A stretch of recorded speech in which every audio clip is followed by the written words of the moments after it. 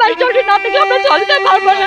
তার মুক্তি চাই, তার বিচার চাই, তার সুরক্ষা বিচার চাই।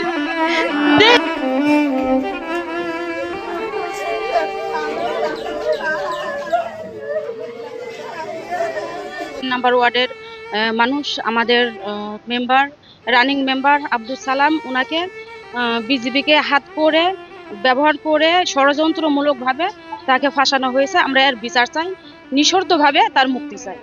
ডাইকিলি যাই ফাঁসিছে, ওই চরিতেলি যাই সবকিছু দিছে, পিস্তুল ফেন্সিডেল গাঁজা দিয়ে লিখেছে, চরি বাড়ি লিবাড়িছে, টাইনি লিবাড়িছে। লিজানির পর আমার ভাসুরকে থানায় দিয়ে চালান দিছে, দেওয়ার পর হচ্ছে হস্তনস্ত করেছে। তা আমরা মেম্বারের মুক্তি চাই।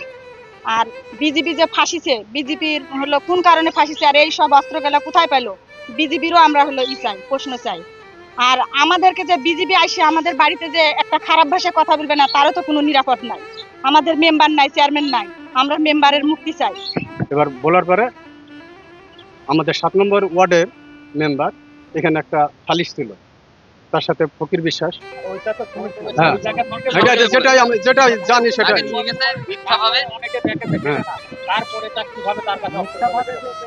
সেই অস্ত্রটা তারা পরিকল্পনাতে ভাবো কোনো এখানকার মানুষ হয়তো দিয়েছে, দিয়ে ফাঁসাইছে।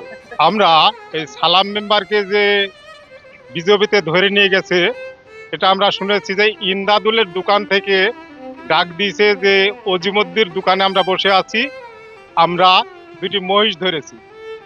তাহলে ইন্দাদুলের দোকান থেকে স্প্রিট, সিগারেট আরও কিছু বাজার করে তাদের জন্য নিয়ে গেছে।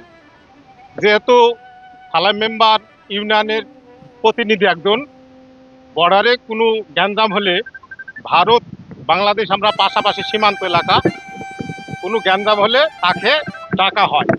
এরকম অনেক গ্রামের প্রতিনিধিকে ডাকা হয়। এবার ফ্ল্যাগ মিটিং হলো, তাকে যেতে হয়। অনেক সময় বিজেপিরা তাকে ডাকে। রাত 10টার সময় ইন্দাদুলের দিন বাজার করে ফরিদ মোল্লাকে শরীফের দোকানের সামনে নামিয়ে দিয়ে উনি জয়ের দোকানে যায়, অজিমদ্দির দোকানে। জয়ের দোকানে গিয়ে তারা মুড়ি কিনে, মুড়ি চানাচুর তাদের বাড়ির থেকে মরিচ, পেঁয়াজ, তেল নিয়ে মাখিয়ে তারা ওই জায়গায় খায়। এই টাইমে আমাদের চরে একটা গ্যাঞ্জাম হয়েছিল। সেই গ্যাঞ্জামের এতে মহাবুল মেম্বার আর তার সঙ্গে একজন মানুষ ছিল।